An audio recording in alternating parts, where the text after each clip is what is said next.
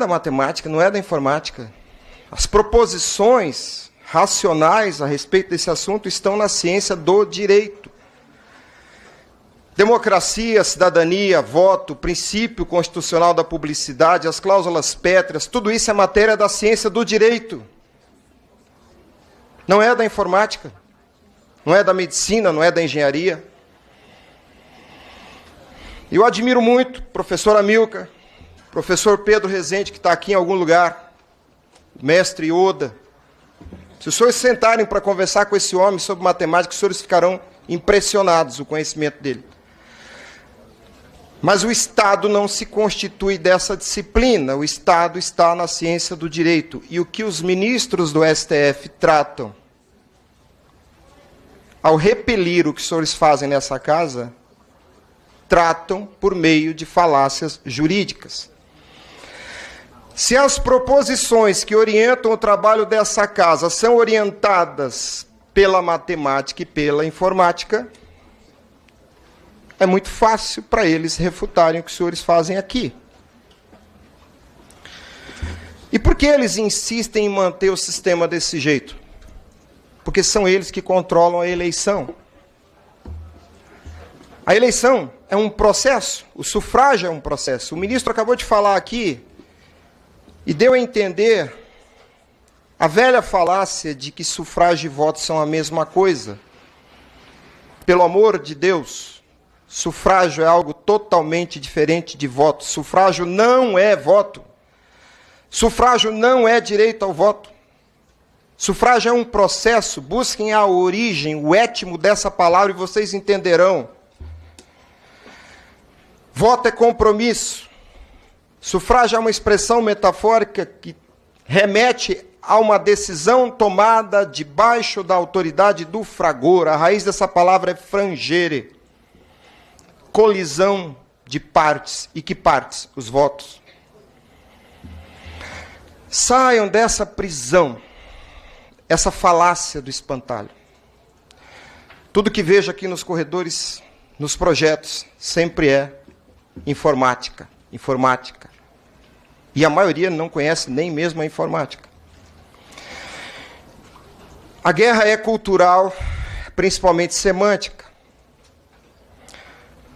Quando eu digo que são os ministros do STF que decidem a eleição, e eu enfatizo isso, é porque são eles que apuram a vontade majoritária, e o resultado da eleição é a vontade majoritária. Se fazem pelo bem ou pelo mal, não posso provar. Raul Seixas disse uma vez, se o mel é doce, eu não posso afirmar, mas que parece doce eu tenho certeza.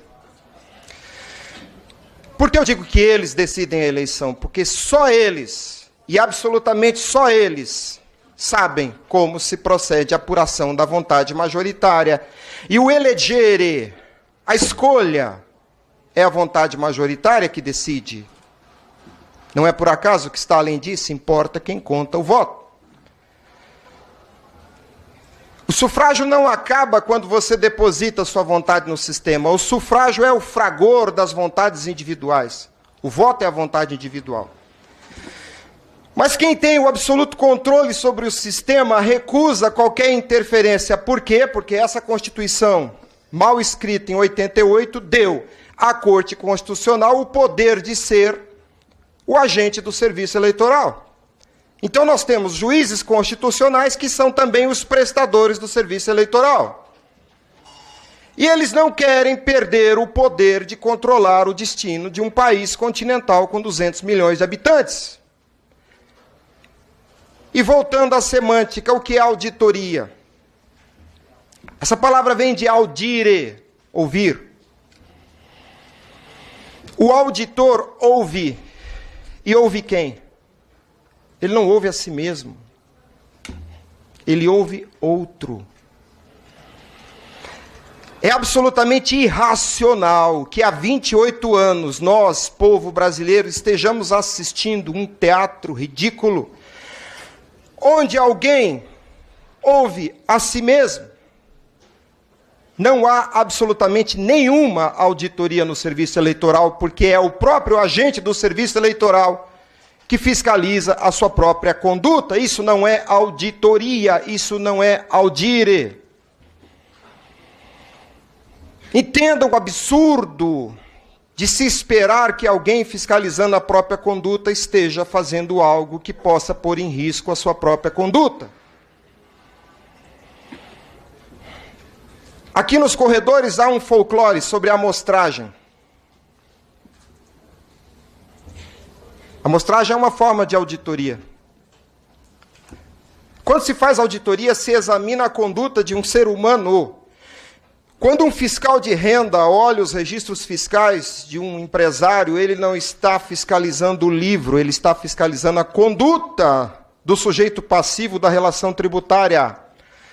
Quando se pretende fazer uma auditoria dos atos do serviço eleitoral, o que está se fiscalizando é a conduta dos agentes do serviço eleitoral. Não é a urna eletrônica, meu Deus. A máquina não é sujeito de direito e obrigação. Ocorre que o sujeito que presta um serviço através de um certo instrumento, ele se põe a fiscalizar o próprio instrumento e, ao final, conclui que aquilo que ele fez está muito bonito. Quem propõe a amostragem abre uma porta gigantesca para que isso continue a ser assim. Porque a eventual amostragem será novamente conduzida por aqueles que deveriam estar sendo fiscalizados. E a amostragem é uma operação técnica que se faz quando o universo amostrado é conhecido na sua substância. A substância do voto é a vontade individual. Votos não são fungíveis. E se alguém disser que a amostragem é para mostrar o funcionamento do equipamento, o enredo piora. Porque olhar o que uma máquina faz não significa que eu sei o que a outra máquina faz. Vejam, o problema é semântico. Uma outra proposição folclórica que tenho ouvido aqui, tem que ser por PEC, porque PEC é mais forte. Estudem o controle jurisdicional de constitucionalidade. O controle de constitucionalidade julga qualquer espécie normativa. Emenda constitucional também pode ser julgada inconstitucional. O que os senhores têm que fazer é definir conceitos, porque o juiz militante atua no vazio conceitual. E se os senhores não sabem os conceitos, o problema não será resolvido. Muitas vezes eu chego em algum gabinete e o parlamentar me diz, não precisa falar comigo, você já tem meu voto. Senador, deputado, eu preciso que o senhor entenda o assunto. Se o senhor faz um projeto de lei para repetir simplesmente, vai ter voto impresso, o senhor não resolve o problema. O senhor precisa dizer o que é o sufrágio. Qual a natureza jurídica do sufrágio? Por que o princípio da publicidade se aplica sobre o sufrágio? Quando ocorre o escrutínio do voto? Os senhores precisam entender por que a Corte Constitucional da Alemanha recusou o voto eletrônico. E as razões são jurídicas, não são matemáticas nem informáticas. Houve uma lei em 95, 9.100 em 95, 10.402 2002, ambas prevendo voto impresso. Depois, 10.740 2003, criando a virtualização do voto. Depois, uma nova tentativa em 2009, 1234 2009, depois em 2015, 1365 2015. E o que essa norma dizia? Vai ter voto impresso. Não há nenhum conteúdo jurídico nessa frase. Este Congresso recentemente tomou uma atitude inteligente quando tratou do tema do marco temporal. Este Congresso definiu o instituto jurídico. Os senhores fazem fonte da lei. Os senhores é que têm o mandato, a investidura política para dizer o que é o instituto jurídico. O juiz militante atua no vazio conceitual, como prevê o artigo 4º da Lei de Introdução ao Direito. Vejam, o tempo já acabou. Nós temos que afastar palavras como confiança. Confiança é confidere, fidere, fides, fé. O Estado é laico, eu não tenho que atribuir fé a nenhum servidor público, seja ele ministro ou não. A rigidez do ato do agente público só se dá se houver cumprimento aos princípios. E o princípio constitucional da publicidade tem sido maltratado. Eu vi da boca de um assessor jurídico aqui nesta casa que público é o ato do agente público, não senhor público. É o atributo do ato, não do agente. Tem muito agente público cometendo atos que não são públicos. Entenda, público é aquilo que está na compreensão do povo, porque público, esse adjetivo, significa do povo. O povo deve se apropriar pela compreensão do ato do escrutínio. Nós fazemos eleição desde 1996 num método ilegal, inconstitucional, antidemocrático e fascista. Porque aquilo que era do povo passou a ser do Estado, para o Estado, pelo Estado. Isso é fascismo. Isso é fascismo. Muita coisa pode se dizer mal, ruim, de Getúlio Vargas. Mas uma coisa ele acertou. Ele tirou a eleição da mão dos coronéis e seus bacamartes e suas milícias, quando deu ao voto um corpo concreto. Em 80, reiniciaram a tentativa de tornar o voto virtual apenas potência. Brizola começou essa luta. Brizola. Brizola. Isso não é uma pauta da esquerda ou da direita, é uma pauta da democracia. Se o voto é eletrônico, senhores, o voto é feito de elétrons. Nenhum ser humano nesta sala tem nenhum sentido atribuído por Deus que lhe permita conhecer elétrons. E há uma cláusula em qualquer constituição. O voto deve estar sob uma relação direta de domínio. Esse é o conteúdo teleológico daquela cláusula mal escrita na Constituição de 88, chamada voto direto. Não é o voto que é direto, é tua relação sobre o voto.